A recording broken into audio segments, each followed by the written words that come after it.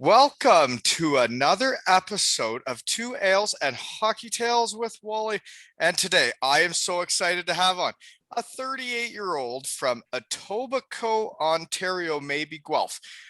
His hockey journey took him to Canada, the USA, Denmark, Germany, Italy, Wales, England, and Scotland. He was the former captain of the Dundee Stars, a Midwest Junior B Rookie of the Year. He Wow. amassed 142 points in 137 games in the EIHL and was a playoff champion. Also, a world championship silver medalist with Great Britain. Welcome to the podcast, Chris Blight. Wow. It sounds like you're talking about someone else there. No, that's you, sir. Oh, wow. Yeah, very similar backgrounds we have. We were talking about that before. You played in a lot of the same places, eh? You were in Denmark as well, right? That's actually the first thing I get into is how we Yeah. know each other. And Yeah. I'll just, so the fans can get an idea here. These are the notes. Guelph versus Elmira. Yep. Toledo versus Dayton. Ravensburg versus Bietigheim. Dundee versus Cardiff. And scholarships out of the Midwest Junior B Loop. That's quite a bit. That's right. Yeah, I remember. So for me, I guess I'll go first if you don't mind. My first introduction to you, I think, was roller hockey, actually. Did you? You probably don't remember because you were kind of the big dog back then. I played a lot of roller hockey. Yeah, you're really good. I remember it's like you and Daryl Moore, right? And yeah. So I tried out for that team. I can't remember what the team was. It was like, was it Team Canada or North America, whatever? I didn't make it, but I know you guys did. And that's the first time I met you. I think we must have been 16, maybe 17. Like would really, that, yeah. So would those tryouts have been in Waterloo? They were. And you guys had, I remember this distinctly because you guys had the fancy roller hockey pants on. And that was my first. You were in hockey pants. I was in like pajama pants, I think. I wish I had a picture of it, but I felt like a fish out of water. I thought I played well, but I definitely didn't look very stylish. Yeah, the roller hockey was a fun game, and I did play a lot of it. And like those teams, like sometimes when you saw who they picked compared to who they didn't pick, you're like, who is picking this team? And then going to like fast forward a couple of years, like I don't know. I was a bit of a late bloomer. Like I was a small guy always growing up, and I played 2 years of midget AAA before playing junior. So I think you already had a year in the junior B loop by the time I got there, and you and Ego were like the big dogs over in Elmira. Yeah, my first year I struggled. I was like 15, turning 16, and I didn't do that well. But then the next year you get a little bigger and you realize you got through a year and then you do better. And that was your rookie year, and you were the rookie of the year that year, eh? Yeah, 24-year-old junior B rookie of the year. No, I think I was 17. I was 17, and people were actually saying I was too old to win the award, but that's fair. Well, you had a lot of points. Well, you know what? My problem was I couldn't make Cambridge. If you remember, Cambridge had an unbelievable team the year before. They won the Sutherland Cup, right? So I got cut from them 3 years in a row, and I had to go somewhere else. So I went to end up in Guelph. So where are you from? Because I had like minor hockey as Guelph because I thought maybe, but you were born Elite Prospects is Etobicoke, but then I think you're a real estate agent and you're saying Cambridge. So you're from Cambridge? Yeah, so I moved to Cambridge when I was 5, but I was born in Etobicoke. I actually lived in Georgetown for a few years where you were born. Yeah, that's right. I went to kindergarten in Georgetown, and then I came to Cambridge after that and had been here ever since. So I found it really weird how our lives basically were in parallel the whole time. It's weird, and I think it's funny that we were both right wingers that scored. So like realistically, we couldn't ever really play on the same team because we were doing the same role, but we were doing the same thing in every league in the world, eh? It's crazy. It's yeah, we'll get to that later too. That's probably that's probably the answer to one of our stories later we're going to talk about. But no, it's kind of weird. I guess that's probably true. Yeah. I haven't really met you before. I mean, I met you, I think, at Cardiff at one time in the bar, but other than that, like we never really crossed paths. I remember playing against you the most when you were in Dayton and I was in Toledo. That's like I think the most we played against each other, but And Elmira and the Elmira, Dominators, right? the Like, Dom. What was it like playing? I've always wanted to ask this to somebody, but what was it like playing the Guelph Dominators in 2000? Do you remember those games? Or is I that too mean, far back? no, like I kind of remember you guys were playing the old Memorial Arena, like where I played my minor hockey, right? So Like, we had a weird team. I mean, we finished 8th. We were running gun. Like we were all offense. Like we had like Matt Molson was on the team for Christ's sakes. And oh, we had a hell of a scoring race the next year, the two of us. My did you? goodness. Yeah, then he got caught kissing some girls in high school and got Oh, mono, and I dominated him from there. That sucker. did he get mono too? I got it the year before. I missed like 20 Oh games. man, no, I beat him by about 10 points because he had to Yeah. sit out a few weeks for mono because he was kissing girls. Oh Molson. boy, that's funny. Yeah, so we were all rookies together on that team in Guelph, and our goaltending situation was, didn't have a good goalie, and we weren't very good defensively. But we were like, some of the games we played where it was like 13-10, like no joke. Like it was fun for us forwards, but man, it was. Well, you and Molson put up some points back then. Like you guys did have talent. I don't know who your coach was, but like when I was in Elmira, man, like we had a veteran team that year that just all kind of understood hockey, and they taught the young guys how to be hockey players type thing, right? Was that the year you guys won? Did you guys win that year? Yeah, the year we won would have been the year we're talking about. Because I played a year after you. We both got scholarships the same year, but then I stayed back and played another year. Yeah. Well, I'm a year older than you too, so that makes sense. You did your OACs then, eh? No, I went to Conestoga College and did a couple part-time classes. Yeah. Oh, even better. Yeah, I just did the 12. But anyways, so yeah, part of why we know each other was that night in Cardiff.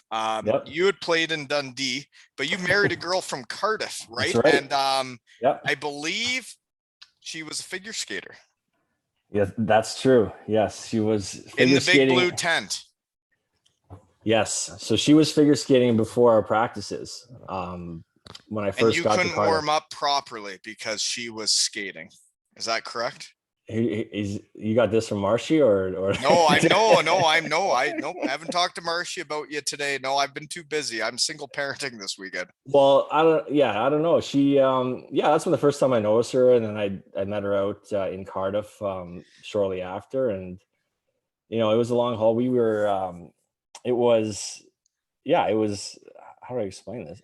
It's hard for me now. My wife's like 37 weeks pregnant right now, which is amazing. Dear. We're having our second child. A girl's coming this time, so that's exciting. Congratulations. Thank you. Yeah. So thinking back to then, watching her skate before, I guess that's when I first noticed her. And yeah, it's funny, once we started dating, she stopped skating before our practices. So is that right? That was always the joke. Well, probably because the boys would like be chirping you and stuff, once you start dating. And I could see it. Maybe, but she was a good figure skater. She just didn't like when people were watching her. She said whenever I watched her, she fell. So I don't know. Well, I guess this gets us into our next question, which is where and what are you doing now? But you married a Cardiff girl, but I believe, kind of like myself, you brought the gal back to where you're from, or area. I'm not from Kincardine, but I brought Lisa here. So you brought your gal from Cardiff, right?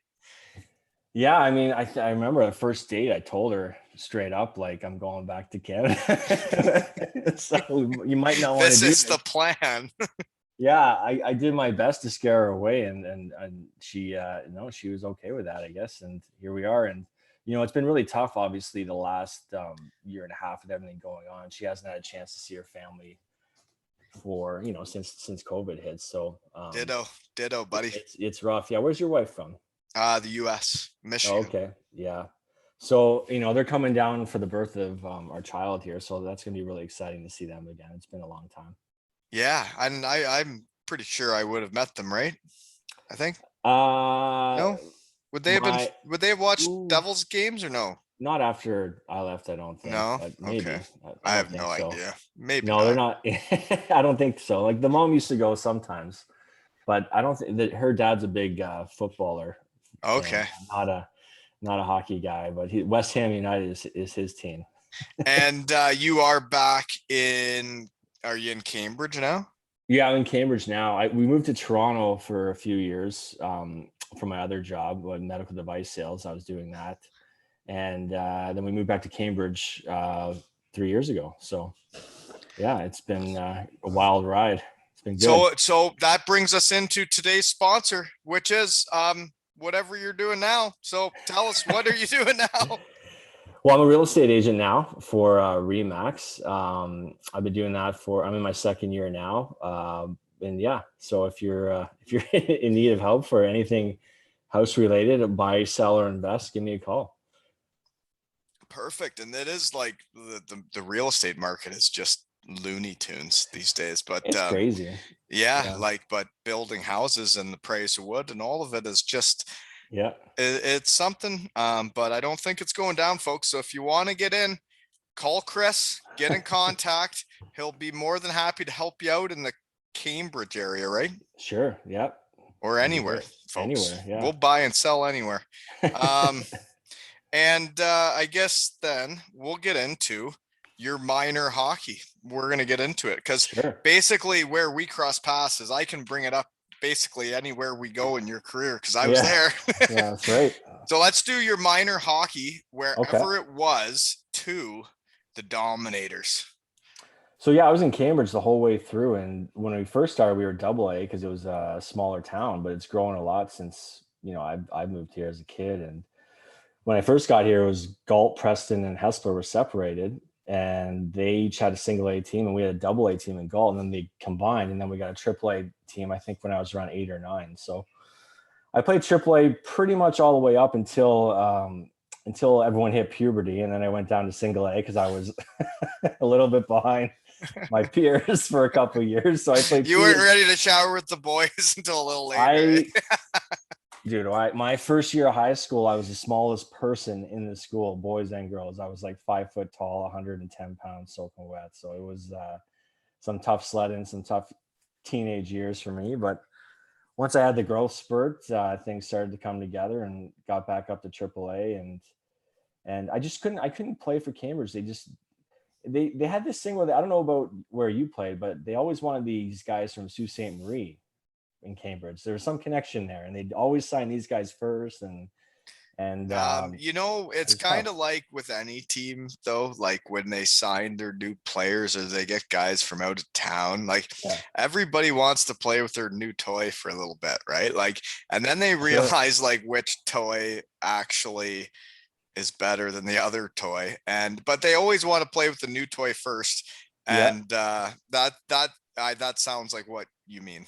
Well, so my third year, I was done both years of midget AAA, and it was kind of like, if I don't make a junior team, I'm just like done hockey at this point. Like, this is crazy. So I can't have. And then as soon as you made junior B in Guelph, like you were good, man. Like you scored like a lot of points like your rookie year, and that's why you win rookie of the year as like a 37-year-old, right?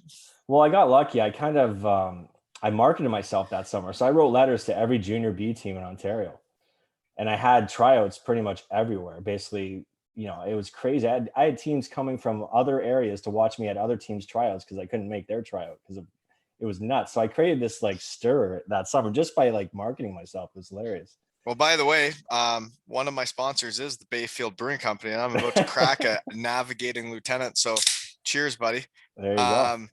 But the thing is like all the junior teams, this is what people like, you never really think of it as all the junior teams tryouts are all at the same time. So if you get cut from the junior team you were trying out for, well, all the other teams were having their own tryouts. So why are they looking at you now, right? Yeah, I don't know. It was strange. It was really strange. And I got offered a bunch of spots even without trying out. Like Welland wanted to sign me like right away. And so I went into Cambridge's first tryout. And back then, I don't know if it's still the same, but they own my rights. So I had to like basically say to them, hey, like, do you guys want me? If you don't, like, I'm leaving. And they wouldn't give me to Guelph. They actually traded me. They traded me and another nobody for Frank Doyle, the goalie, which was a horrible trade at the time. I don't know how that happened, but Frank Doyle got traded where to Cambridge for me, and Kevin Gibbs was his name. And is that right? Because Doyle was good. I couldn't believe it either. My coach said, yeah, I traded you guys for Doyle. I'm like, why? Like, oh, thank you. I guess. who's going to play net for us now? And that's why we had a big hole in net when he was gone, but they had us. But we couldn't score enough to keep up with the teams what they were putting in our net. But we tried. But yeah, it was a great start. I got to play with Kevin and another guy, JP O'Connor, and we kind of hit it off right away. And yeah, I think 10 or 12 games in, I had a full scholarship to Clarkson. Like I literally just played 10 games of junior and that was it. Well, and that's back when like that league got scholarships. And I think it's really Yeah. sad, especially like with my kid growing up around here. Yeah. Like it's sad to hear you shouldn't go to that league if you want a scholarship. Like Is that what you're that's saying now? that's what they say, man. Like Oh man. I tried to help a kid out around town a couple of years ago. Yeah. And I asked around and I said, what's this guy got to do? He was in Elmira at the time. Yeah. And they said he needs to go elsewhere. Really? Yeah. That's It was strange tough to hear. I mean, you and Eggets, and then you had Mitchell and McKinnon. I mean, there's like Oh, 2 or 3 guys on every team, right? That well, went. and then like for the Sugar Kings there, we played a game, Niagara against Western Michigan. There were 7 Sugar Kings in the game. Sure. Yeah. Like Rank and Hogg and those guys, right? Yeah. Well, Rank wasn't, he was St. Lawrence. There Oh, was, right. Yeah, that's right. yeah, He was no, St. but Lawrence. so there was 8 scholarships from my junior B team. And now to hear it's not happening is tough. It's tough to hear for guys like us, Yeah. right? Yeah, I was really fortunate. I mean, having that hot start and having, leading league in scoring when they come to look in that early signing period was great. Like I had so many options. This was unbelievable. I'm So probably the why only, Clarkson? so it was actually Western Michigan, Clarkson, and Cornell were like the main 3. And I went and visited Cornell and Clarkson. I was supposed to go to Western Michigan. It's weird how those were the same teams sniffing around like everybody in that league. It's like they I each know, have eh? their league they look at. Cause Yeah, yeah, go it ahead. is weird. You're right. That's a good point. But yeah, I went to Cornell, and first guy I meet was Doug Murray, which when you're 18 years old and 160 pounds was absolutely frightening. This guy was that huge 6'7" Swedish guy, 260. And then I meet the coach, and the coach is like, yeah, you're way too small to play college hockey. That's what he said to me on my recruiting trip. So I was like, whoa, I guess I'm not going here. And then I watched them play that night, and they played against a weaker team. They played Holy Cross, and they lost like 5-1. I'm like, well, these guys aren't very good. I didn't really know much about college hockey at the time. And then I go over to Clarkson, and they're actually playing the University of Waterloo, right by where I'm from. And they smoke them like 5-0. And I go out with the guys after and have a great time. Like, well, I guess I'm coming here. But I guess I'm the only guy to ever turn down a Ivy League education. Oh man, yeah, like it is weird, like not knowing. It sounds like Yeah. you're very similar to me because I didn't know much, right? There wasn't the No. information out there like there is now, where everybody can research everything. Like, Yeah, you're right. That was early days of the internet back then. Like, yeah, wasn't as much going on on the internet. no, not at all. And like you couldn't really research the schools. Like you'd get their No, pamphlet in the mail, and that was about what you were working with, right? I only knew one team, and that was Michigan, and it was probably because of the football, not even I because of knew the it hockey. because of their helmets. I had The seen it on helmets were TV, cool. the That's yellow right. and blue. Yeah. Yeah, yeah, that's right. Okay, so then you go to Clarkson and you turn down Cornell, but I did have seen Doug Murray Yeah. absolutely destroy people in college. Yep. There he threw 2 of the biggest body checks I've ever seen in my life Mhm. in at Western Michigan, and like I thought Oh the yeah. person was dead. But like that big Yeah. boy shouldn't have been playing university. Like, Oh, he my got me gosh, good my freshman year. I still have neck problems from it, but is that right? yeah, I think it's the nerve in my neck. He hit me really hard. Another time he had me and another guy in the corner, one guy in each arm, just pinning us. Remember back when you could pin a guy for a minute? Yeah, I was the just whole like bear shift. hug him. Yeah. Yeah, at one point I just like gave up, went limp. I'm like, I can't get out of this. Cornell goes down the other way on like I guess it would have been a 4-on-3 and score. And he's holding on to both. Yeah. Both of us the whole time. But that was back when that was a great play. You pinned a guy in the corner for the whole shift. Like you could just hold him. Yeah, you could do a lot of things back in the day. It Yeah, it was wasn't really totally suited different. for us, right? Like this is So why it's hard to see now because kids that get 20 goals now get signed to NHL deals. I'm like, I got 20 goals when I had guys like literally pulling on my jersey and tackling and spearing me. oh, it Wasn't was It's so crazy. different. This is So so different. different. Yeah. But how were your years in Clarkson? Because that was Yeah. one of the schools that talked to me too, which Oh, is really? yeah. Yeah. They more just sent the pamphlets. They were more tire kickers with me. They never got serious, but Yeah. That was Western probably Michigan because for they me. already had a scoring right winger, which we've discussed, is that our careers went the same way. And But maybe Western Michigan was hot on you, so they were like, "We don't need this guy," and that's why they just sent me the pamphlets. I don't there you know, go. maybe. That's right. That's why they were Um, tire kickers with you. that's right. It was great. I had a great time. Our first year, we had a good team. Got to play a lot. Initially, no. I mean, it was kind of like that everywhere I went. It took a while to prove like that I could play for whatever reason, and I was healthy scratch like the first game. Second game, I get in there. My centerman gets knocked out second shift.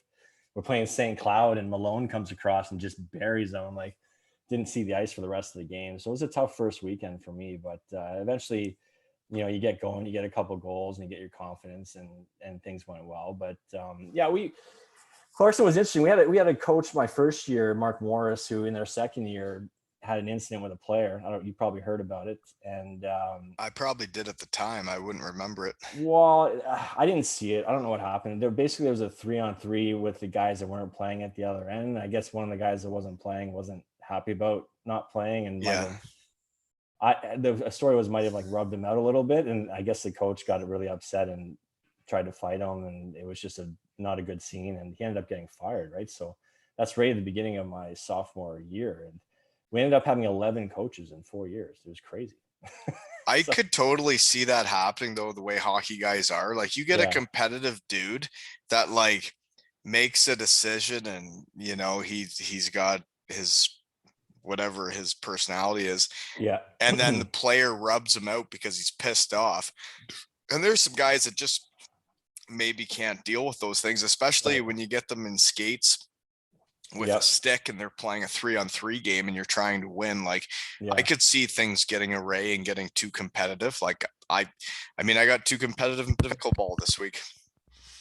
you know Yeah, it was a different time then. I mean, I think things were kind of heightened because of the Vermont incident the year before too, where with Oh, that's Dave and when we all were in that. school, right? So that's when Yeah, that happens, is when we're in school. right. So all the admin were pretty like, so the thing that I think did in my coach at the time, he probably would have been fine. The admin, like the AD and a couple other people that just happened to be watching from the stands at the time when it happened. So it ended up working out well for him. He went on to coach in pro for many years with LA Kings organization. He was in Manchester, so he did well for himself. I think he's got a Stanley Cup ring, but Well, he sounds competitive. he was like the king of the North Country. That guy. He was like, it was kind of like we always joke about. It was like Varsity Blues, a little bit like that kind of stuff. Well, Clarkson is such a tiny town, right? Potsdam. Did you ever get a chance to play there when you were at No, Western? I played against, I guess it would be Union and Oh yeah. Colgate, maybe. Oh, okay. Yeah, beautiful places, eh? Union. Yeah, yeah, beautiful. No, I never got to see Clarkson though. Yeah. Some of those university arenas, like they're the coolest arenas in hockey, man. Yeah. Like they're better than anywhere else. For sure. Yeah. We had a great rink right in the center of campus that, had a bar in the rink and everything. We had a great time. And the thing about going to a small school I think was good was like you're always around the boys. Like there was no other distractions. It was just you and the guys. And we had just such a great time with each other. And that was the best part for me for sure. Oh man, Western Michigan was the time of my life too. It just sucked that we sucked, but the rest of life was fun. Yeah. Okay. Yeah. So then you do your 4 years and you put up good numbers the whole way, like you did your whole career. I've looked at it. Basically, you did the same thing I was. You scored where you went, but you couldn't go anywhere else. Yeah. So Sure. you your pro options out of Clarkson, what's the deal? Not great. I mean, so my junior year was a good year. I had 19 goals and, one of the top scorers in the country. Senior year, we had a bit of a rough year. I broke my wrist like halfway through the season. It wasn't bad, but it was like bad enough that it hurt to play. I played anyway. It's like Did you it's a say it was thing. a broken wrist and it wasn't that bad? Well, it was like a fracture, right? So it was just like annoying. It hurt, but it wasn't like completely broken right through. But like I was like, this is my senior year. Like I kind of got to play, right? I don't have a Yeah. choice now. So I played with like a playing cast some games and or taped up or whatever. And that affected me a little bit, but so I didn't have as great a senior year personally, and our team didn't do as well either. But so coming out, yeah, we didn't have much option. It was I had a tryout in Rochester in the AHL. That's where I started, and they had a double affiliation that year. So there was about 84 guys there with NHL deals battling basically, and then us, right? These rookies out of college. I remember going out there too, and the trainer gave me a helmet and had no face mask on. And I'm like, should I have a mask on? He's like, no, you're fine. Just get out there. I'm like, okay, all right. When we first went pro, that was when there were no face masks still, right? Like Yeah, it was weird. that was the very last year. But so Yeah. when I left university, like you could play without one, Yep. and then it switched the next year. That's right. Yeah. So I didn't last very long there. And then I had a deal signed with Toledo. I ended up going to Toledo. See, it's funny. I always end up in, like, I'm not the guy for the small rink, but I always end up in the small rink, Toledo and Cardiff, and for whatever reason. But I really enjoyed playing there. We had a great team. We had a lot of fun together. Can we talk about that rink? I want to hear your opinion of it. I mean, as a home player, it was phenomenal. But what do you think? Wow, man. I have some great memories from that rink. Like there were people smoking in the stands. Yep. Oh, yeah. We would have like our one fighter, Lane Matson. I think he was in Goon too. Yeah. Like the fans could like he was so tall that they Yep. could like reach his head over the glass, and they were trying to like punch him while he's fighting. And no, and then I got in a line brawl there. I started it, and I got beat up badly, and then I was in the penalty box, like with my whole side of my face swollen, and I'm taking pictures with the fans, and we're all laughing. And no, it's just a great rink. I really enjoyed it. I wish they still played there. Yeah, it was old school hockey for sure, and a huge advantage for us. I mean, we played a game. I think we were playing Johnstown. We outshot them 60 to like 12, and they didn't get a shot in the third period, which apparently was like a record at the time. But the home ice advantage like was just incredible, right? With the fans and the small rink, like it was, and the guys with the megaphone. You probably remember those guys hanging over the bench there, and it was just a special place to play and fun town too. And that first year, we made it to the conference finals. We played Gwinnett. So we go down to Gwinnett and we split in Gwinnett. We're coming back to Toledo for 3. And we're like, wow, like we got this. Like I think we lost 5 games all year in the arena at that point. And so we come back on a Tuesday. Wednesday, there's a Kid Rock concert in our arena. And like, there's no way we're not going to Kid Rock in Toledo. So we go to this concert and we have a game the next day. And we ended up losing 3 in a row. So maybe we shouldn't have went to the concert, but it's probably the best concert I ever went to. So I'm kind of glad I did. Yeah. Those are the decisions you make, I guess, right? Yeah, but, those are the decisions you make. We had fun, and sometimes some people can go to that concert and win the next day. Some people can't, right? We should have won. We were fine. It wasn't like guys were drinking a lot, but but like that arena was just it was incredible. It was like that was my first. So what happened was that was my first East Coast hockey game was getting sent from I was in the AHL from the time I left college. Yeah. The end of my senior year, start of the next year. And then they're like, okay, you're going to go down and get some ice time and play. And my first game is in that rink. And my gosh, I was like, where the hell am I? There's people smoking cigs beside the bench. There's people crushing beers. You're getting spilt on. You're sitting in normal chairs on like and then there's people trying to punch Lane Manson in the head over the glass. It was nuts. You had to walk through the crowd to get out, right? And one of the funniest things I saw was a game I wasn't playing. I was walking around in between periods. Like these guys are drinking beers and riding the visiting team's like exercise bikes they had out in the concourse. It was so funny, man. Oh gosh. Yeah, no, like it was a great place to play. And like Toledo and Dayton, the year I was there, we had some good battles. You had a good team. Yeah, we never did play in the playoffs, and we did go to the finals. But so you go from there, and all I wrote was Old Barn, 2 great years for you personally, but then you didn't get called up. So then you go to Reading, Yeah. and you get called up by 3 different teams in 1 year. So you must have really felt like you were part of a team that year, eh?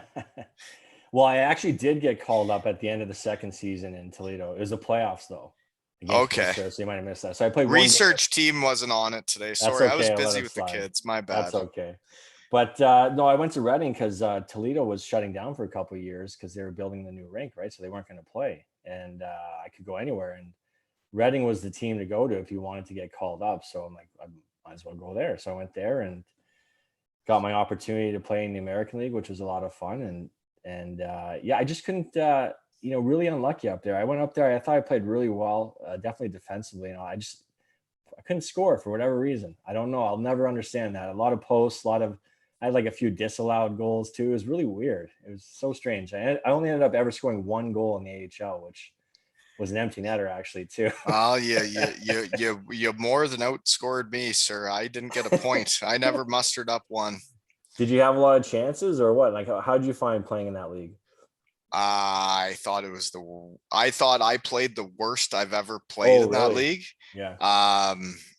And I was so, I guess I didn't know what pro was going to be like. And when it was what it was back then, when I got there from college and I saw these absolute mutants, and that was like, that was a third of our forward lines were just absolute mutants that would just kick the shit out of the other team. Yep. And then there's me playing on the 4th line, and I never really got a chance to actually like show them what I could do on a power play or whatever. And it was like, well, why did you bring me here to play on the 4th line? I don't understand. So yeah, no, I don't know. But I honestly, looking back on it in the mirror, it was the least confidence I played with. I was looking at everybody else and like taking in all the guys fighting and what was going on the ice instead of just playing my game and playing hockey. I was brutal, and I deserved exactly what I got when I was there. You came right out of college and went straight to the American League though, right? So did you ever go down and go back up, or did you just go down and stay down? I went back up. Okay. Yeah. And then what I found was when I went back down to the coast, because I was on a one-way AHL deal the first year. Yeah. But then when I would go up to the AHL and I would play there, even if it was on the 4th line, like a couple shifts. When I go back down to the coast, the game just felt slower and it felt easier. It was And weird, and I'd have confidence. And then all of a sudden, after like 4 or 5 games, you're back to same old East Coast player. But it's weird how you get better by playing with better players, right? Yeah.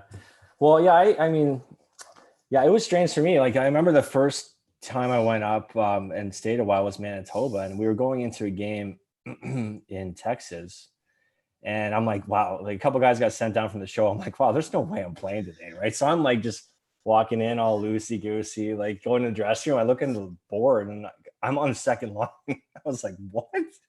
And they had Grabner, like Grabner, the guy that gets like 40 goals. The guy that gets all the breakaways and then they shoots in the goalie's chest. They scratched him and put me in for him. And I was, and like, you don't want to be that guy in the room. I felt like so awkward, like when that happened, and I didn't know what to do. And I didn't play a very good game that game, but I was like just in shock that happened. But well, do you know what's funny? When you start a podcast, you realize where the people are from that you talk to and that you want to talk to. For my podcast, of all the guys that are very close to making it but didn't quite make it, a lot of us seem to be from small towns that didn't quite have the confidence in ourselves to make it. We're not from the big city. And the guys that played in the leagues in Europe don't seem to be from the big city either. Okay. They seem to be from small towns that would live in the little apartments and whatnot. Like that just seems to be what's happening. And there's a lot of guys I seem to have on that seem to be from Nova Scotia. Really? Yeah. I would have said Thunder Bay. A lot of guys from Thunder Bay. It's just very interesting. Like when you look back on it, it's like Stan Butler was on, I don't know what episode it was. I've had too many lately, but he said OMHA players lack confidence and GTHL players do not lack confidence. And there's no Really? doubt about that when you start podcasting around. Interesting. Yeah. Yeah, I think that's a fair assessment. I always had a chip on my shoulder, so I always wanted to prove people wrong. But yeah, I think, when I'm looking back at like when I actually played in the AHL, there's something there mentally probably that prevented me from playing my game, and same with you and whatever. And who knows? Maybe I should have went and saw that sports psychiatrist. Maybe I should have talked to you. It sounds like you have it figured out. Hey man, I'm like a sports psychologist on this podcast. Hey, There you go. hazy sunset coming at you, folks. Bayfield Brewing Company. Anyways, moving on. You get called up to 3 different teams, and you're in Yeah. Reading, and you're rocking it. But that's your 3rd year pro, and Yeah. you're still in the coast. So then you decide to make the decision to go to the Nordland Cobras of the Danish League. Yeah, that's Where's right. that? It was in Horsholm, Denmark, which is like 15 minutes outside of Copenhagen. It's like a little suburb. You were right of by the city. Copenhagen? Oh yeah, it was a nice spot, man. And there was like some incredible houses on the ocean there. Like it was a great spot, great town. Denmark was an interesting place to live. To see how like those people lived compared to us. Like, I mean, you lived there, you saw it. Like it's completely different. Yeah. Everyone's riding bikes everywhere. Like I'd drive to the rink and I'd see like a man and his son who's like 8 years old going for a jog. Like when you see that, like around here, it's like everyone's in good shape. Like, you go out to a restaurant and the proportions are small and you're like, oh, maybe they've got it figured out here. I don't know. Yeah, So no, it's a little different than when you head to Michigan and it's like the large is like the super large. Yeah. No, yeah, no, for me, Denmark was weird because I was in a rural town. I was kind of like in Bruce County, like I live now, but in Denmark. Yeah. And like the Sanders, people right? that live near Copenhagen was a completely different world. And like It was nice. I had nothing going on where I was. Did you play in the new rink or the old rink? The new. Okay. Did you ever see pictures of the old rink, or was Oh, it I still standing? practiced in it. I practiced in it. So I There was played in the old rink when That's I when was you were there. there Yeah, and it for the was Nordland Cobras. North Zealand. They changed the name every year because they went bankrupt every year. That's why I ended up leaving halfway and going to Germany because they let us leave because they ran out of money. But that was the year of the financial crisis, right? So our main sponsor that was on the front of our jersey was supposed to pay them like in the hundreds of thousands of euros for that, apparently, and they never paid anything to them because of the financial crisis. So they're like, we have run out of money, and you guys are free to go wherever you want. So my agent got on the phone and got me over to Germany in Ravensburg there, and that was just an amazing place to play. And Awesome. that's what I wanted. So let's get into that right now because can du sprechen ein bisschen Deutsch? Ich spreche ein bisschen Deutsch. Nicht so Oh, gut. genau. But I was there like just not even a year really, but you were there. You must speak it fluently, right? Oh, Like 7 years. sugar and spice. I was there for 6 years, man. Wow. I was into it there by the end, but then I was kindly asked to not. I wasn't asked back, and then you kind of just forget it as you go, right? Like One more year, you would have had your pass, right? Is that what you're going to no, try? I wouldn't have done that because the way it works is if it's through family, you can keep your Canadian passport. If it is not through family, if it's because you lived in Germany for 7 years and played hockey, you have to give up your Canadian. Is that what McKinnon did then? Or Mitchell, I mean, because Mitchell's still there, I think, playing. There would be guys that would have given it up. And then when it's time to come back, you're basically like everybody else trying to come back. You do not have a passport anymore. And I wasn't doing that. But some of the guys over there apparently back in the day would pay a girl to marry them and get their passport that way. Like the first year they went over. Yeah, no, I've heard of like there's some guys that did lock it up pretty quick there over there that I've seen, but they're still playing. Yeah, but the thing is like then they got little German kids and they're over in Germany and they're there and like I mean it's what to each their own. Like you said to your wife, you said I'm going home. I was pretty upfront about that. So she had her opportunities Yeah, to and leave. pretty I Yeah, was pretty straight up the whole time too that like Canada was yeah, where I was gonna be. yeah. We were away for so long. I think for me anyway, like I just I always wanted to go back and live there, and it's gone really well, and we have a family here now. My son Logan is 2 years old, and just he's a handful, and now we're adding another one. I don't know how we're gonna do that. We got a dog too, a little dog, so it's Did just we skipped over the I guess I said where and what are you doing now, but a couple of my you already did questions that. were kids question mark. So Yeah, yeah. so you got Logan and then you got the gal on the way. Any Gal on the names picked way. out yet? We got a couple. We're not sure what we're gonna go with yet, but Game time yeah, decision. game time decision. We'll be able Well, to talk. hopefully somebody's gonna have their jersey up in the stall when they get off warm-ups, right? Yeah. There you go. It's Yeah, no, like it in the HL, right? yeah, yeah. That's right. Oh my gosh. Yeah, so no, where we are, we're at Germany now. So Germany, so you were there 6 years. My gosh, beating high. I don't think I actually played against you. I was thinking about this. Oh yeah, you did. You played against me for Ravensburg in the old Beatingham Arena, not the new one. Like I No, never I played don't in the know new if I one. did, because that first year we Really? definitely didn't play you guys, because I only Maybe it played. was Ash Goldie. I just know there was guys from around here I that was injured that year. The whole year I played like 7 games, and I don't think one was against you guys. So oh, okay. yeah, I I, just I knew you were in the league again, and that's what was like bizarre. Like, God, this guy's following me followed everywhere. everywhere. Yeah, it's funny. Yeah, I had a lot of Um, a but lot of like injuries when I was Ravensburg's a younger. great city, right? And it was a Yeah, good rink, it was a good organization, good fans. I played there, and it was one of those organizations that like you're like, this looks like a good setup for hockey players, right?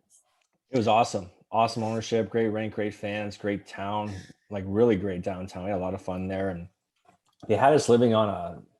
I was living on a farm actually. There's these vacation condos on a farm, but it was incredible. Like I have this huge back like porch I go on. I could have a view of the mountains, and like I'm on that farmer's field. I'm like, this is like not real life. This is unbelievable. So I had a great time there. I loved it. I So wish I could have. what happened that year? So okay, here's my question, okay?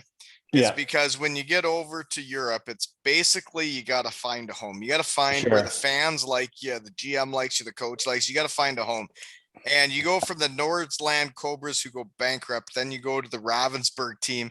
You do a Yeah, decent playoffs, and then you re-sign there for the next year. So it yeah, looks like maybe that's a good setup, but you only play yep. 7 games. What happens there?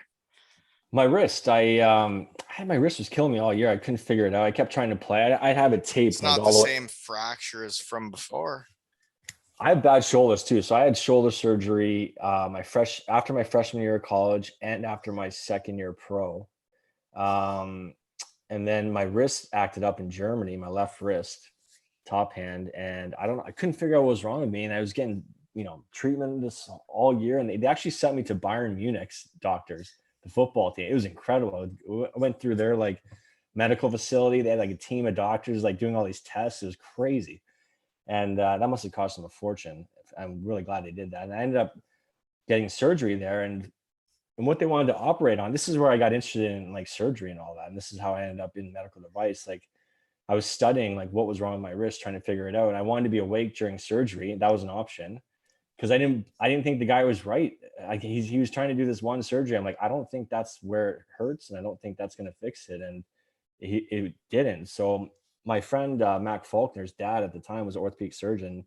He got me in with a guy back in Toronto. So they flew me home to Toronto to get surgery, and I was done there. I wasn't going to play that year, but I ended up getting surgery in Toronto, and basically the whole basically there's a tendon that runs down your wrist here, and the whole thing had just disintegrated, and they had to replace it. So I've got like somebody's hamstring tendon in my wrist right now. So that was a long time. I'm pretty sure my old man was one of the guinea pigs of that original Really? surgery. Yeah. For his wrist, eh? Interesting. Yeah. Yeah, it's a pretty No, rare surgery. It was related to the broken wrist. They said, like you were right. So basically, a bone had like healed improperly, and the tendon was rubbing over it for years, and it was just tearing like twines off a rope. and eventually it just went right through, right? So I had no, like, I couldn't move my hand like left and right, basically. Well, this Mac Faulkner and his old man keep coming up on pods. Tyson Marsh brought them up Mhm. too. Like they seem like great people. Oh, definitely. Maybe I can get Mac on someday. Yeah, for sure. You should. Yeah, he's a good storyteller. Um, well, that sucks. You had to deal with that with the wrist, man. Being Yeah. injured was the hardest years of my life. Yeah. I when I look back on it, the time I was least myself was when I was injured, right? Yeah, you don't feel like you're a part of the team. Like you're just kind of there and you're trying to train and get back, and And you don't really have a it's brutal. purpose other than like trying to get back. You're not part of the boys. Yeah, and this is where like it comes to, I end up going back playing North America because I wasn't ready for Europe at the time. And I come back and I had like a hot start and I get called up to the AHL again. I'm like, whoa, like I'm here again. This is weird. Like I thought my career was over like 3 years ago. But so I went to Bridgeport, played really well there and stuck around for a little while. And Well, I then, saw, so I guess we're there now is yeah, you go back to North America, which so you play your 7 games. Obviously, they don't have enough track record with you to sign you over the other 1,000 imports they could sure. sign.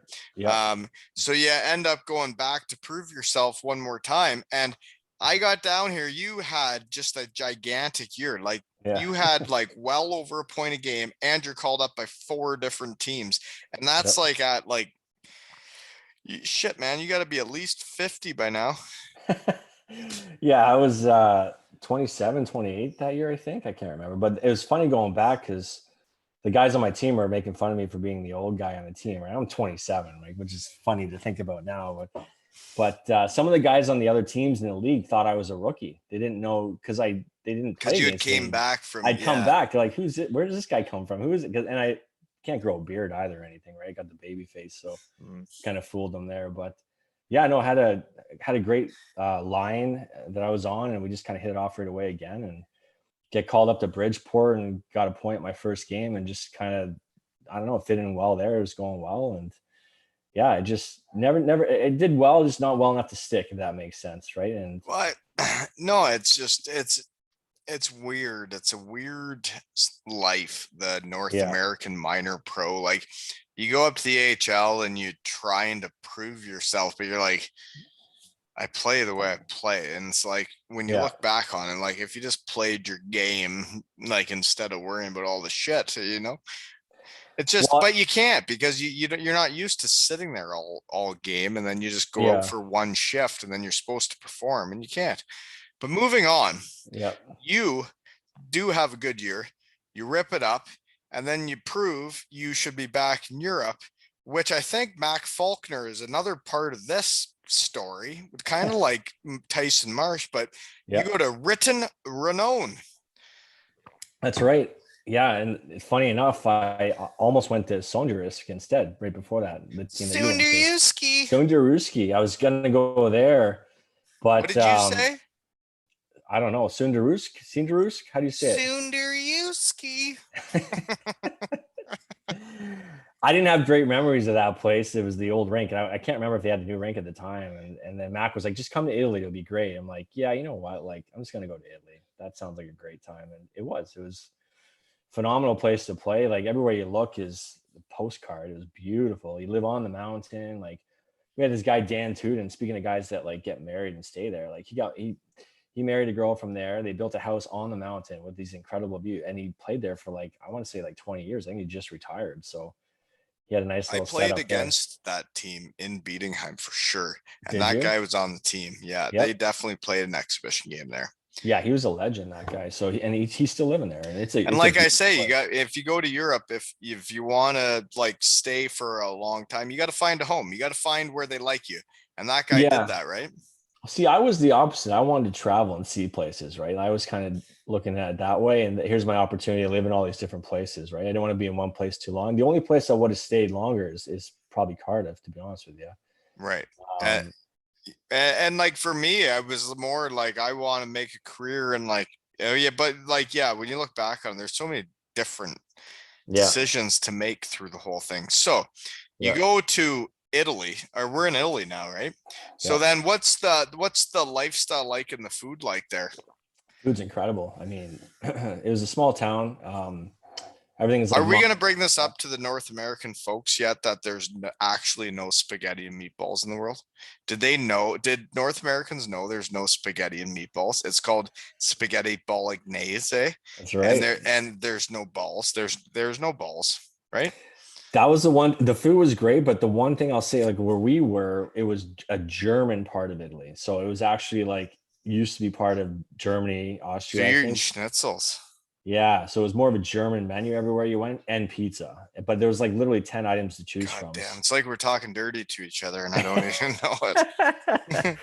So it was an interesting spot, beautiful spot. I mean, you walk into town and you go to the local butcher, you know everyone, you know everyone on a first name basis. You grab your meat there. You go over to the little grocer, you know that guy too. You grab your groceries, and then we were members. We had free memberships, just like in Germany, with these wellness centers where you have the sauna and the hot tubs and the pools and you know all that stuff, right? So it was just like, you're just living the dream there. That was so fun. Oh Such a man, fun that place. sounds like living. Yeah, It no. was beautiful. Okay, so then I think it's time. You're playing with Mac Faulkner there, I believe, Yeah, right? So do yeah. you guys both go now to Cardiff together? And how do you guys get there? Well, Matt kind of jumped the gun and signed like right away. Like I was like, Max, hold out here. Like they're like, because I didn't know how much money you can make there, but the offers we were getting were tiny, right? And I'm like, Mac, let's go package deal and like work this. So, but then I find out he signed already. I'm like, I have lost all my leverage. Like they know I'm coming there, right? So, because we want to do our MBAs, right? Max already signed. I'm like, oh my gosh. So I took what they gave me. It was still a good deal. And back in that day, we were fortunate. We were the last ones that got to go to the Cardiff University, like the good one in town there. I don't know So what you're talking about. Cardiff Met's awesome. I'm not nothing against Cardiff Met. It's not You a shut your mouth when you're red brick talking to me. school. You shut your mouth when you're talking to me. Oh, you wish you went. Cardiff University is amazing, man. Do you ever go on the campus there to any of the bars and stuff like that, or do you guys kind of steer clear? No, I, never. I'm a Cardiff You're a Metropolitan Met type of guy. student. Is Sorry. this the Cardiff Met podcast? Sorry about Yeah, I'm that. pretty sure it is. I haven't talked to them yet, but they might sponsor it someday.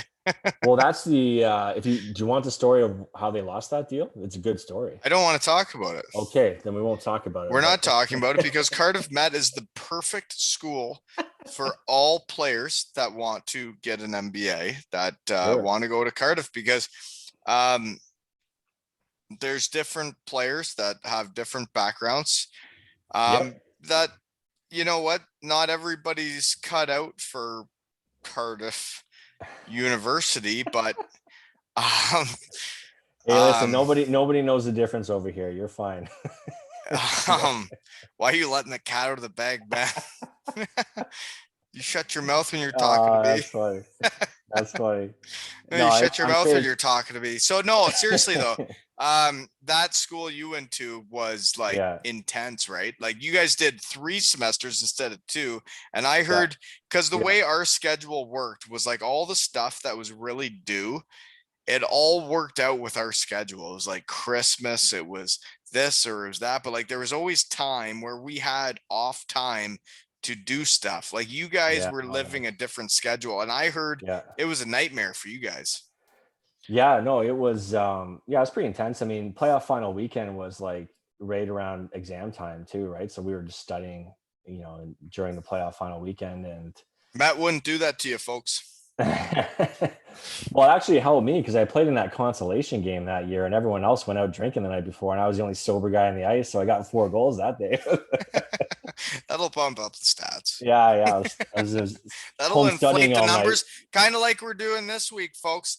Yeah. 5 podcasts in 7 days. We're inflating the numbers. Fuck you, spitting chicklets. Wow, that's impressive. Right? Well, that's funny because when my first year over there was the NHL lockout year, and our coach is like, "Hey, like, I actually, yeah, no, I didn't is write this it on the probably one of your notes because questions?" no, it wasn't on the notes, but I did see it. Was that your So year in Cardiff was when he was there, eh?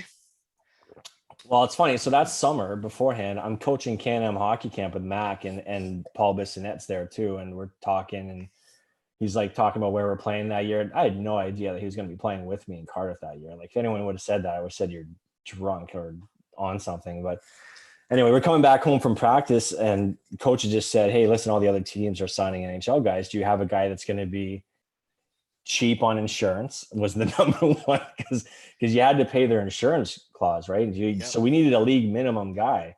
And I'm like, well, what do you need? He's like, well, we need someone who can play forward, ND, and fight. I'm like, I got it. So I Facebook Paul Bissonnette. I don't have his phone number at the time. And I was like, Paul, hey, what are you doing? You want to come out and play in Cardiff? He's like, you can get me a job? And I'm like, yes, absolutely. He didn't think he'd get a job in Europe. So he was like on the next plane over. It was unbelievable. So he comes out and I think, did anyone tell the story of his first game? Probably Pigs. He probably did when he was on. Right? No, we haven't told the story yet. Oh, really? No, we haven't. Pig said he wouldn't tell it because he might tell it on Spit and Chicklets. But I don't think if you're going on Spit and Chicklets, then don't tell the story. But if not, you're gonna tell it, or the George brothers, or somebody's gonna tell it. I'll tell the story for you. Here we I'm go. not going on Spit and Chicklets, but I don't think he. So basically, I pick him up at the rink. He just comes in and hold on. Navigating Lieutenant. Go ahead. He flies in. I pick him up at the rink to take him back to his apartments and show him the arena and the dressing room. He was really great. He was like, oh, this is fine. This is good. And like, you know what it's like the first time you see that dressing room. The big blue tent. Yeah. And imagine coming from like, you're playing the NHL, Arizona, and like, you literally have like, Playboy bunnies and porn stars tweeting at you all day long. And then you're going to go play in a tent in Cardiff. But he was really cool about it. Actually, he was really cool about it. And I take him back and he's living with Devin Didiamidi, if you know him. And, well, he was he's a podder. We talked about it. He was on the podcast. He's early episode 14, folks. I'm guessing that guy was a character. My gosh, he was fun. He's a beauty though. I really like that guy. He was nonstop. Him and Bissonnette, together were just and our coaches put a 19-year-old Josh Batch in the apartment with them. And they're so lucky. Like that kid could have went one of two ways, right? When living with those two guys. But obviously Batchy turned out to be a really, mature guy, awesome guy. So, but anyway, Batchy's living with these two and they're just literally ripping up the town, having a great time. But that first night, he wanted to go out. He just flew over and you know how tired you are. He's like, no, I want to go out. I'm like, well, we really have a game in Scotland tomorrow. Like we're literally getting on a bus at 7 a.m. and driving all the way there and playing. Like, you sure you don't want some rest? He's like, nope. I'm like, well, I don't think any of the guys are going out, but I'll call the Georges because like they'll go out with them for sure, right? So I called Steve and Chris and them. They come pick up Biz and they go out. So I go to the bus in the morning and our coach Gerard Adams was like, where's Biz? I'm like, what do you mean? I was like, well, it's not here. No one can find him. They can't get a hold of him. He didn't come home last night. I'm like, good. This is starting off really well. So we're literally sitting there like, 20 minutes past the time we have to leave, like waiting for him. And finally someone gets a hold of our PR lady at the time. And I guess she had come, he only had one phone number in the phone. It was her. And she picked him up because he was sleeping in the parking lot with the Georges in their car because he couldn't get into his apartment because Deeds wouldn't answer the door. She picked him up, took him to her place. He slept on her couch. She brought him back to the bus. He hops on the bus. And like we're late and we're going to take off. And it's just like this guy's like unbelievable. So he stands up and he puts on these like skins, like the real tight compression stuff. He's like got to squeeze the shit out of me from last night's place. I was just dying laughing. It was so funny. And somehow he had these, I never forget this. He had this box of blueberries. I still don't know where he got them to this day. And he was literally like drinking the box of blueberries and he goes, antioxidants, boys. And then he passed out and he slept for like 9 hours straight. Like I literally like didn't wake up the whole way. Guys walking all over him, like out cold, like the whole drive. And we get there, we get on the ice for warm up and he looks rough on warm up. I'm like, oh gosh, like, and my coach is like fuming. Like, this is ridiculous. Hey, don't get handsy on me. Sorry. He's like, this is ridiculous. Can you hear me now? Yeah. And he goes out first shift and he goes end to end and scores. I'm like, oh, thank God. He was unbelievable. He was like, and this is your reference. You I'm the sticking your guy. neck. Yeah, I stick my neck over him, and like he's like, what? Because listen, like I don't care what anyone says. They make fun of him on the pod. Paul Bissonnette was an incredible hockey player. Like Oh man, I played. You were in the coast when oh I my was in the coast, and gosh, like when he was a defenseman for yeah, Wheeling, like he was a legit player, and like he makes fun of himself and blah yeah, blah blah. yeah, But when he was a defenseman, he was an offensive defenseman that was an all-star that yeah. could beat up the other team and make fun of everybody at the red line during warm-up. And he was the show. He was entertainment. He was bringing in tickets back then. Dude, he came out in warm up with the WWE belt against us the one time because he beat up our rookie the day before. Like he he's didn't a care. He cartoon could do. character. He Yeah. was Oh yeah. entertainment, man. He Yeah. would do, and I would just be skating around watching this guy going, "Wow, this guy is something else." He'd be just Yeah. ridiculing Yannick Tifu at the red line, Yeah. and then trying to fight Lane Manson, who's 6'9", and Yeah. he was. Yeah, no, he He was a is. player. He He's could play. he's a gamer. Yeah. He's there to Yeah. provide entertainment, and he's a gamer. And obviously, he turned himself into a forward and had a great career as like that enforcer, like just great glue guy in the room kind of guy. And we loved having him there. He was so much fun. And like again, he proved himself again because he led the entire NHL in scoring in Europe that year. You look at the list in all the leagues, he had well over 2 points a game for us. Like he was killing it. He was unbelievable. So, and he didn't fight anybody. He didn't fight once. No one wanted to fight him, I don't think. One game he went after Daryl Lloyd. I thought he was going to get him, but that was bad. He played it phenomenal. So yeah, his first game there was, I mean, to see a guy that flew all the way across and then drank all night and slept in a parking lot, like score 3 points his first game was after a 10-hour bus ride. It's pretty incredible. Well, that's hockey, baby. And that's the Georgia brothers. I can't wait to talk to them about it because they did tell me they would tell me about that. Yeah, I want their side of the story too. I don't think I've ever heard that one. Anyways, moving on. All I got here are my notes. Okay, we're gonna read them out here. Cardiff, old era, 66 points in 52 games. Second year to Sheffield / win it ? Right? Does that make sense? Yeah. So first year we had a pretty good team. That's quite the stats there. Your first year, the 66 points in 52 games. That's pretty solid. Yeah, I had a good first year. I think I finished like top 5 and then playoffs, had a good playoff that year too. And we we were down like our first game we're playing in Brea, we're down like 7-2. And like that's when you play the aggregate, right? Like it's like 101 and we're like, oh, we're down 5, like this ain't good. So luckily we scored 3 quick ones late in the third and got her to within 2 and then ended up beating them at home by more than 2 and going on. And we actually scored first shift in the game against Nottingham in the semis. We're rolling here. And if you want a good chuckle, I say this to all the guys, like go look at our lineup from that playoff because we took a lot of heat that year. Go look at our lineup. We had like, I think 4 or 5 imports only left. Mac was out injured. There's a bunch of guys out injured. We had guys like young British guys that were like just starting in the league, like literally playing the half wall on our second power play. Like I look up at one time during the game in the semifinals against Nottingham in front of 10,000 people. And there's young Rupert Quiney. He's like 18 years old on the half wall. This guy, and he's a defenseman. Normally I'm like, oh my gosh, like we're running really thin here. So basically what they did is they loaded up a line for the playoffs and I played with the 2 other imports that were still there. And we didn't have enough to beat Nottingham, but we ended up losing to them 6-3. And then we went to the consolation game. I don't know if you ever played in that. Did you play in that one? No.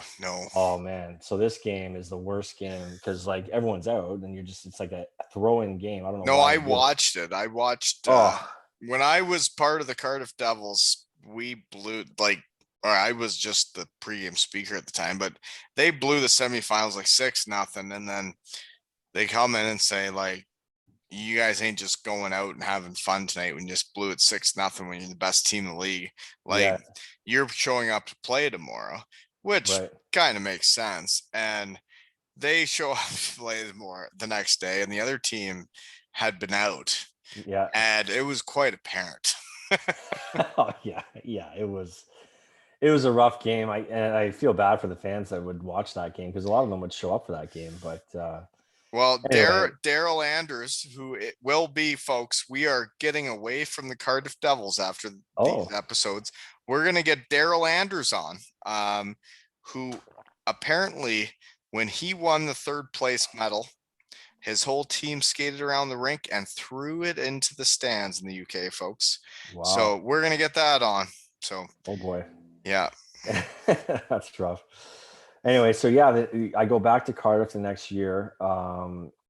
It was a tough year. We lost our coach, got fired pretty early, and then Franny left too, and we were left with So the is that old. when the G guy gets fired? Yeah, he got fired, and then the other guy took over, and then it was basically just Franny was gone, and the team was left to these two other guys that were just different people, and not very well liked in Cardiff, and it was a tough year. I mean, our goalie had a bunch of concussions, and they I actually know won. him. That's back to the Syracuse Daytona Beach days. Yeah. That's Dan Lacosta. So yeah, I guess we'll get into it. They called him in for a meeting after his third concussion. He's on a school deal, and he's like, Chris, like, can you come with me? Like, I'm still concussed, and I'm pretty sure they're gonna try and fire me at this meeting.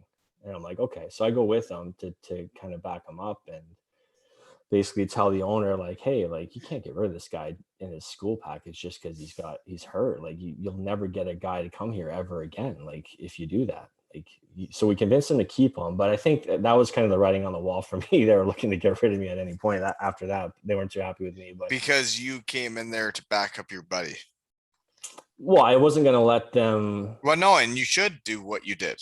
Yeah, 100%. yeah, and I can't remember. Like, I wasn't a captain, but I think the captain he had something, he couldn't go for whatever reason. I think he had like a charity event or something. So I went, and whatever, it's fine. But so that happens, and then we have a 3-3 in Scotland. They scratched me for the first game. I'm like, well, I guess I'm getting released at the deadline. Awesome. Thanks for the heads up. Then they play me the next night, which is kind of weird. And then the next night, they're like, if you guys win tonight, nobody's getting fired. Like, that was the promise from the coach at the time. So nobody's getting fired? No one's getting fired if you win tonight. That was that last deadline game. This is like January 29th before the February 1 deadline. And I actually get the OT winner against Fife, right? And it's a huge celebration. The guys are going nuts. You probably knew I was the one that was going to get fired. And by noon the next day, I'm on a flight to Belfast to play for Sheffield. Like, I basically wake up, got like messages from the coach saying, here's your ticket. I'm like, there's no trades in this league. How am I traded? So the story was that Cardiff released me, and then Sheffield picked me up, which I guess you can do with Sheffield when the Sheffield owner is the commissioner of the league. I guess they can get away with that. But Pigs told me it was $5,000. Yeah, so that's the funny story. They paid $5,000 for me, which seems like way too much, obviously. But they got $10,000 for the guy that they lost to Italy, so they made $5,000 on the deal. Oh man, but so yeah. So I go there. So you go. I think this is before, like, obviously this is before I'm in that league. So yeah, these are with these old owners where I've heard the stories and what they did, and like you just explained it, what they just did to Dan Lacosta. Yeah. Is absolute horseshit. Yeah. And then that you go in there to help your buddy out. Yeah. That they put you in that position is also horseshit. So they can go. Yeah. They can go fly a kite, right? But I have not talked about. Just saying. I keep forgetting. And you are from around here is stayinblue.ca. Now that things are opening up and you can golf and you can go everywhere, why wouldn't you go to the Blue Mountain Collingwood area and stayinblue.ca? Put in Wally 20 and you get 20% off minimum 3-night stay. Like, why wouldn't you do that, folks? Why would you pay full price when you can go to the most beautiful place in Ontario, book some of the best places in the world, and get 20% off with Wally 20? It just doesn't make sense. So I haven't really been promoting that enough. Sorry, PJ, my bad, buddy. I get sidetracked. I've been a little busy. But Property Valet too. If you own a place there, let PJ know. Moving on. That was a hell of an ad read. Good transition. Was it? Very good. You got a Wally 20 swipe up now too? Wow, that's impressive. Well, I don't swipe up. I don't know how to do that. But if you put in Wally 20 on their website, you actually do get 20% off a stay in Blue Mountain, Collingwood area. Wow, Like, I'm for right. real. Like, if you're gonna go there, like where you live, I would go there. that's where That place you is go. great. That's Yeah, where you go. That's where absolutely. everybody goes. Everybody goes to Collingwood. And I'm telling you, I get Yeah. 20% off. You just gotta put in Wally 20. I'm gonna write that down. Wally Stayinblue.ca. Stayinblue. Stayinblue.ca. But it's a minimum 3-night stay, folks. Doing it. Okay. Minimum Collingwood's 3-night stay. Here we great go. spot. So where are we now? We're in just getting Cardiff. Sheffield. I think we just flew. Yeah, Sheffield. you're in Sheffield. You left Cardiff, and then you win it. You win the whole thing. So how does that go? Because that arena looks like a limp, dead fish to me sometimes. The Sheffield Arena. Yeah. Sorry, it was weird David Sims.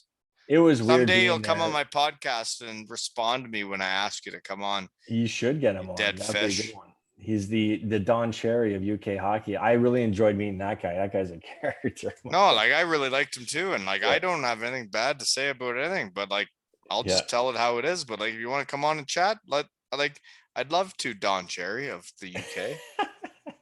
No, it was weird going there. Obviously, there are big rivals, and I never wanted to leave Cardiff. Like, it wasn't my choice. My wife's there, like, like my family, like, you know what I mean? Like, I never wanted to leave Cardiff. I would have stayed there. And you were only there for a year and a half. I know, it was brutal. And so we go to Sheffield. Cardiff didn't make the playoffs that year. It was a rough year for them, obviously. And we end up, going on and winning the whole thing, which is awesome. I'm glad I got to experience that. And, they were great to me there.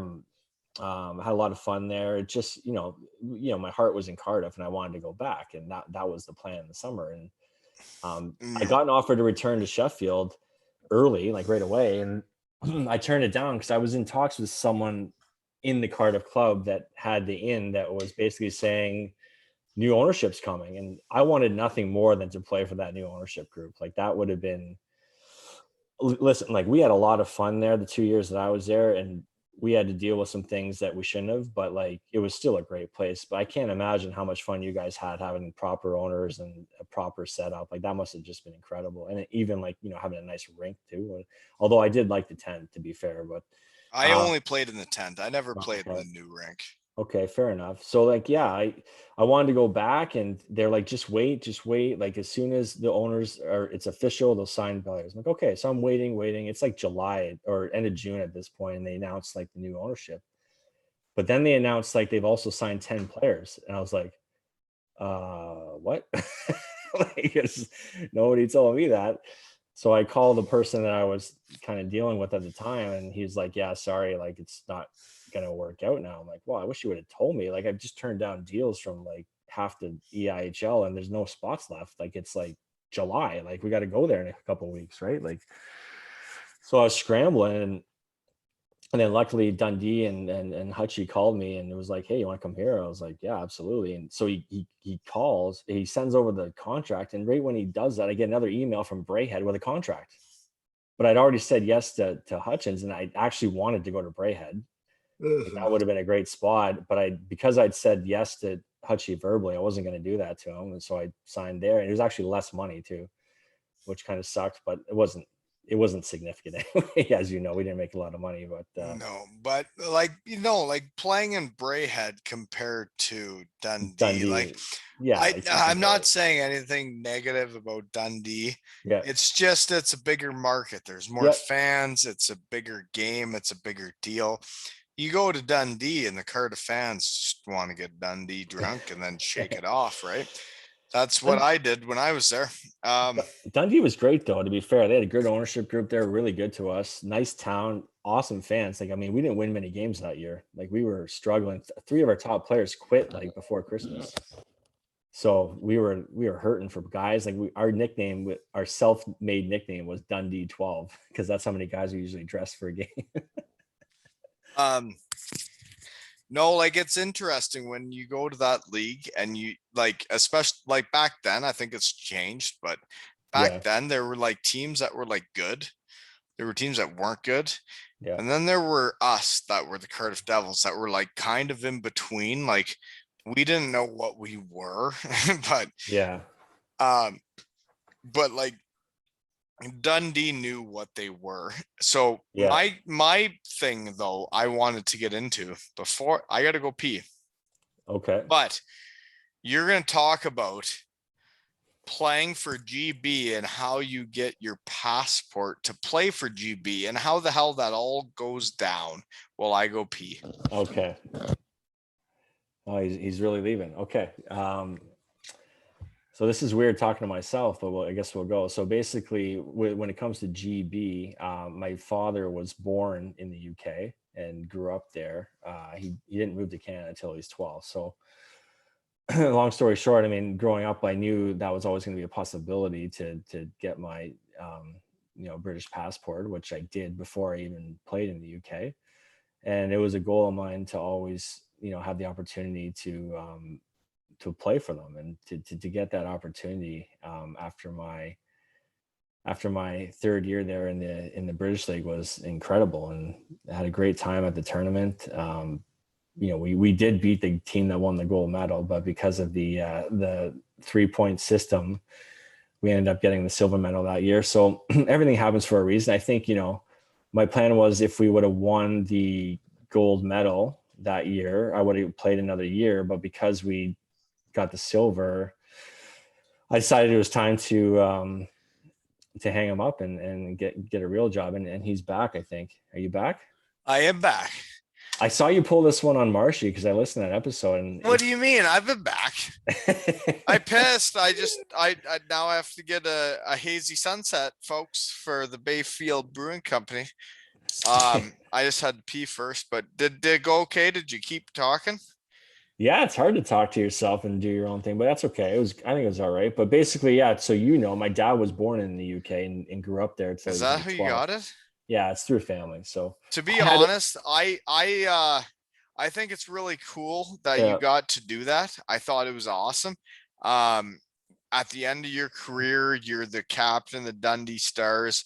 Um, everybody in Cardiff loved you from everybody I talked to, they're like, Chris Blight. I'm like, oh, nice. yes. That's good. Yeah. No, it was like, and then, your wife's Yeah. from there and like, Yep.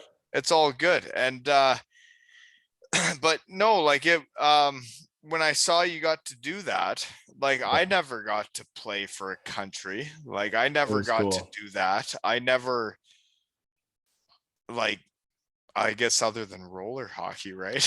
You were the champ in roller hockey. No, it was um, pretty cool, man. That first game against Poland in the pre-tournament, I'm like lining up at the blue line. I'm like, this is weird that their jerseys say Poland.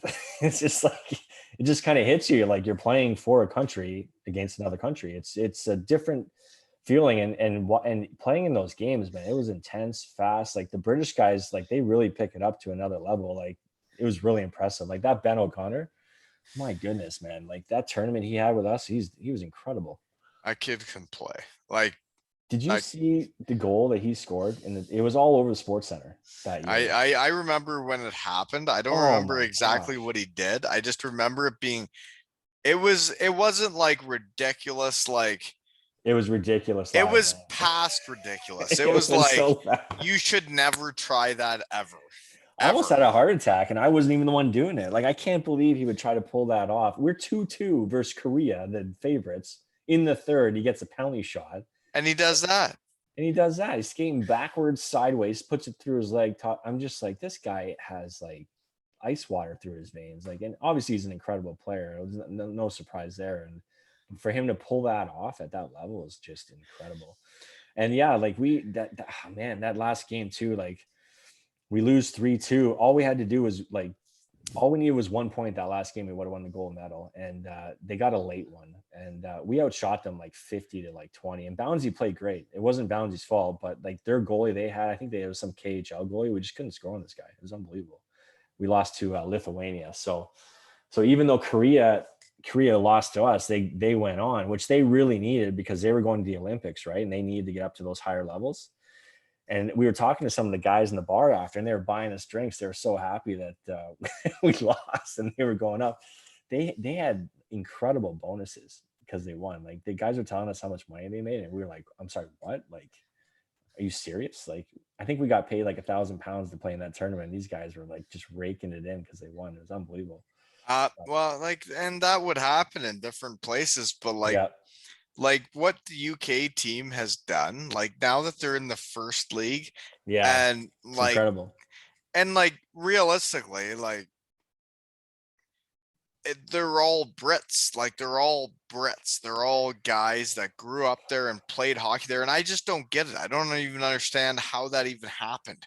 I don't even understand how there's that many good hockey players over there. Well, I think they have a lot of Canadians now. I think there's like 5 or 6 guys that are Canadian on the team with the passports. My year, I was the only Canadian on the team, and there was actually a lot of talk about whether I should be allowed to play. Like I didn't think I was going to get the call. Unfortunately, the coach called me too, and he actually asked me what it meant to me, what it would mean to me if I played for Great Britain.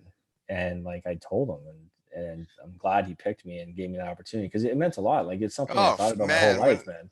so seeing that picture of you playing for a country is Yeah, it's like, pretty fun. yeah, man, like that Yeah, that means a lot. Like I yeah. never got to do anything like that. And those were my last games too. My dad, like we flew him over and like, got to watch me play for Britain in the Netherlands, and it's just like a really cool moment for me to have to end cap it all off like that. It meant a lot to me, so I'm really glad they gave me the opportunity. But yeah, to watch what they're doing now is incredible. And that Liam Kirk just signed with Arizona. Yeah, no, Like, good for him. yeah, no kidding. And like he's straight born and raised in the UK, Yeah. made it and signed. Like I hope he can make it, man. That'd be really cool for the whole UK fan base, right? Pretty wild, a kid that age. Like he's young still. I think he's like 21 or 2. Like he's just a kid, and I think he led the tournament in goals, right? Like the Right. World And like, Championships. but like the thing is, was like he was playing for the Peterborough Petes like a year ago. Like I when know, COVID it's hit, he was an crazy. OHL player and he was a 5th round pick. And then Yep, you lead the world championships in scoring, just like crazy. Bouncy with his tramp stamp. Like he starts making saves, and it's like, well, yeah, like these guys are good, man. Like we Yeah. were all good. We just never had that stage, right?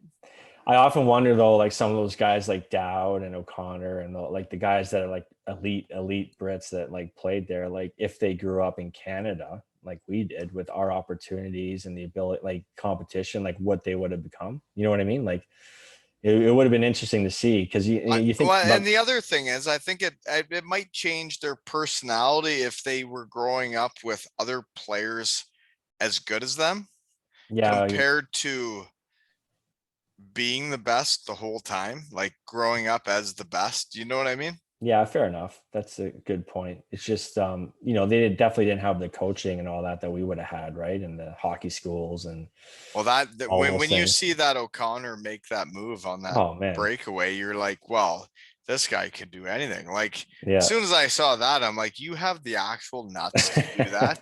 Like, are you actually kidding me? You actually have the nuts to do that? Yeah, it was pretty special, man. I'd never seen anything like that in person And you anywhere. would never do that. I would never do that.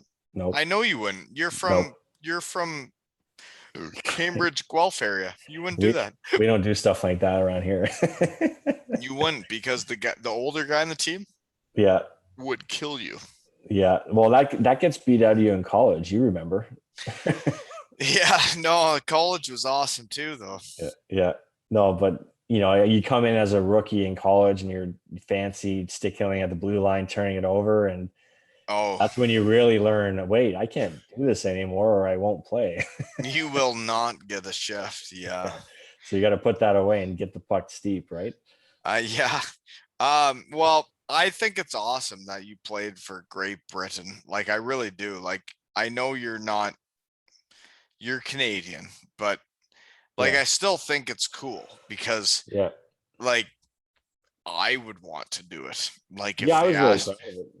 Yeah, I'm still proud of it, and it's definitely something that it's the best thing I've done in hockey, period. Like in my career, of all the things that I look back on, that was like the most special to me, just to be a part of that. It was really special. So I'm really glad they gave me that opportunity. Okay, last question. What do you got? George brothers.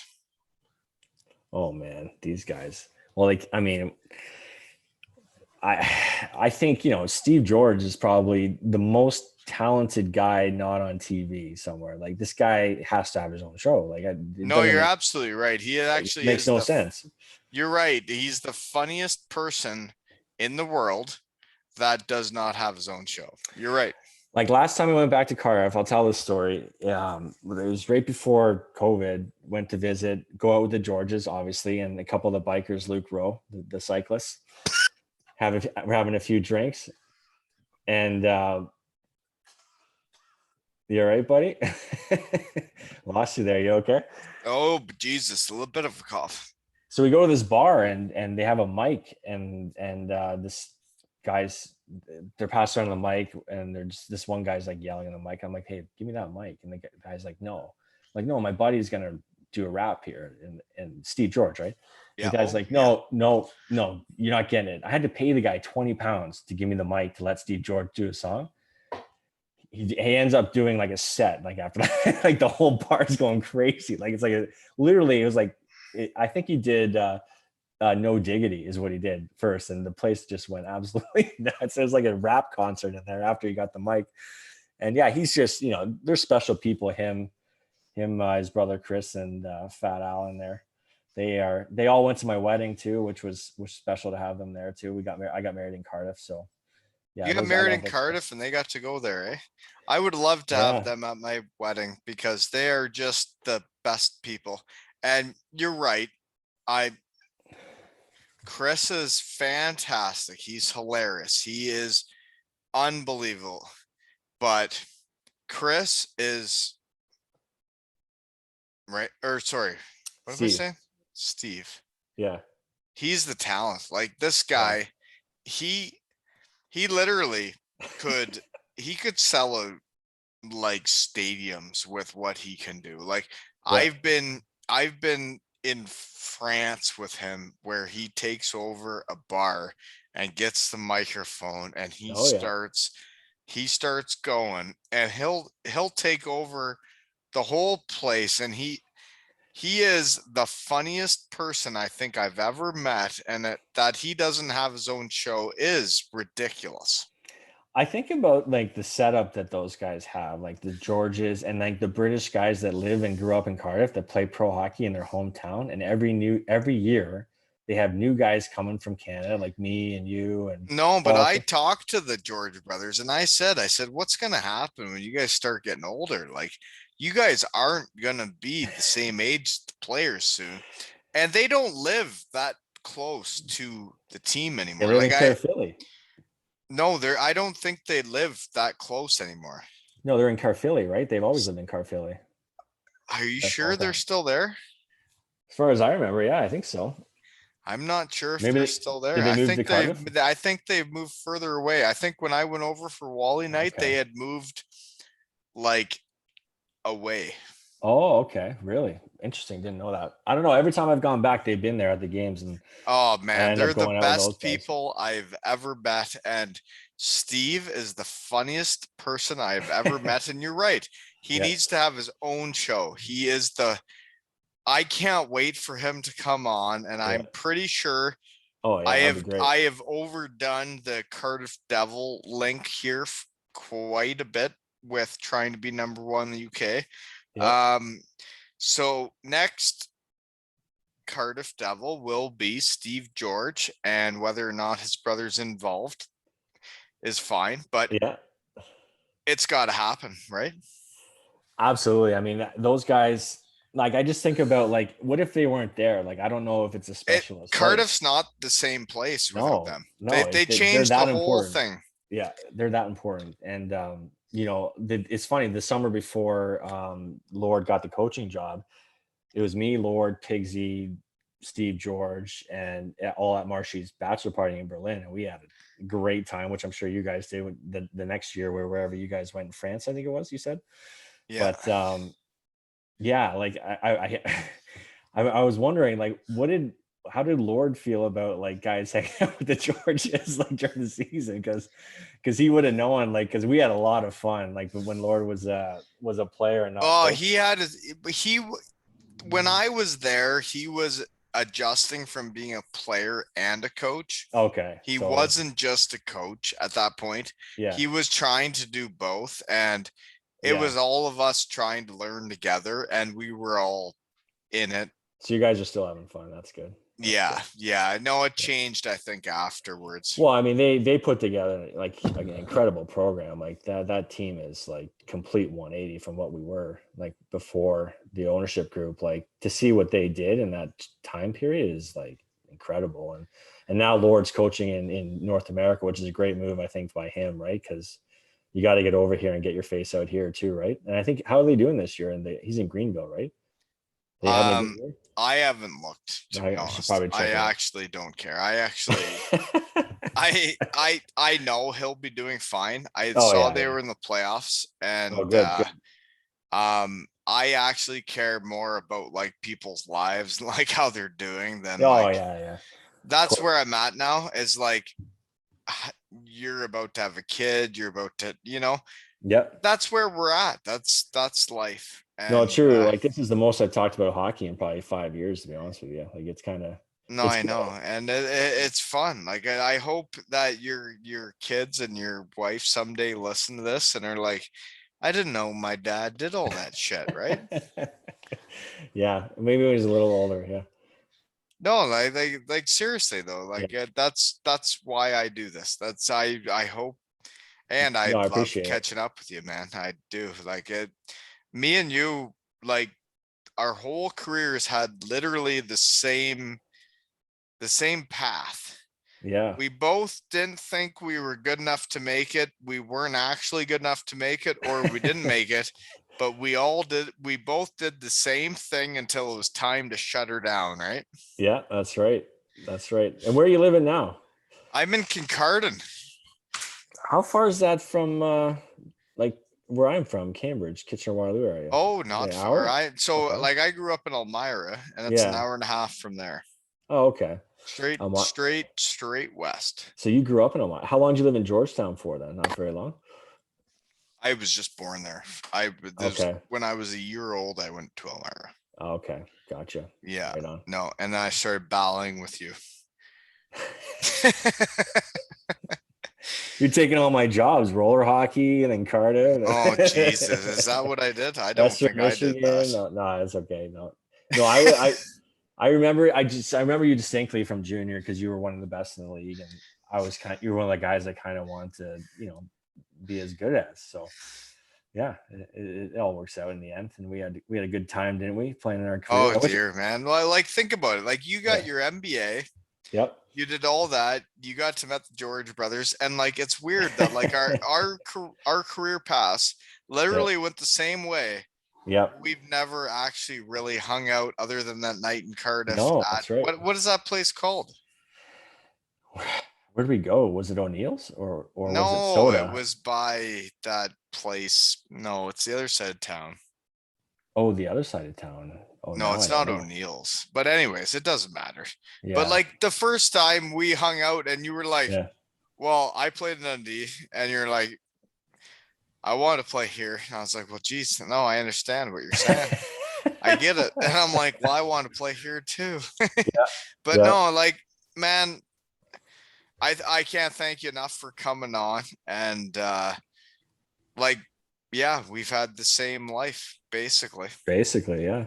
Yeah. No, it's pretty cool, man. I appreciate you calling and letting me do this. You're right. I think it'll be awesome to have my kids listen to this one day for sure. And I don't talk about hockey much. It's weird. It's like it seems like it was such a long time ago. I don't know for you. Like it's like another lifetime ago. I don't know It how you is. feel, but it's It's a weird. different thing. It's like you're Yeah. doing one thing Yep. and then you're doing the other thing, and they're not intertwined.